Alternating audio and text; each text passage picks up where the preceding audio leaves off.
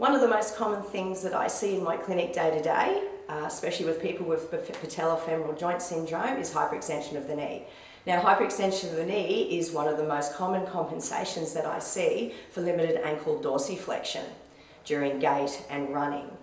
So when someone's walking's supposed to be an easy thing, but let me just show you what's actually supposed to happen during walking and how limited dorsiflexion can impact on hyperextension of the knee and then treatment of patella femoral joint syndrome.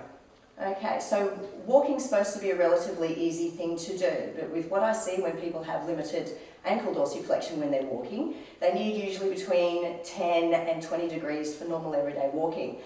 I usually find that 20 to 40 degrees for walking and activity is usually what is required, and then we work on that. So when you're walking, your heel makes contact with the ground as such, then your forefoot makes contact with the ground equally, big toe joint, little toe joint in tripod position as such, then your toes make contact with the ground, your lower leg swings over the ankle, and then you should be toeing off through your big toe. So what I generally see, especially with people that have patella femoral joint syndrome, they get to this point here, and when the ankle goes to swing over, it stops. And one of the most common compensatory patterns of limited ankle dorsiflexion is that the knee hyperextends, the pelvis tilts forward, thereby switching off the glute and core to propel the body forward like that. So hyperextension of the knee is not good in regards to patella femoral joint syndrome, just purely simply because if you look at what happens with tissue changes and adapts to a shortest functional length, if you hyperextend your knee, that's actually going to shorten your quadricep. Okay, quadricep gets quite short.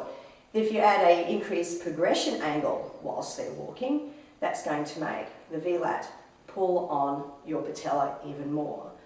So then one of the other compensations of having reduced ankle dorsiflexion during gait is the fact that if it doesn't take it from the ankle, it'll take it from the midfoot, first MPJ, knee, it'll also take it from the hip. So you get reduced hip extension. So if you've got reduced hip extension, tight psoas, reduced shortened quadricep, when anyone goes to do any flexion exercises, squats, walking upstairs, anything which requires that flexion of the knee, that's going to pull on the patella.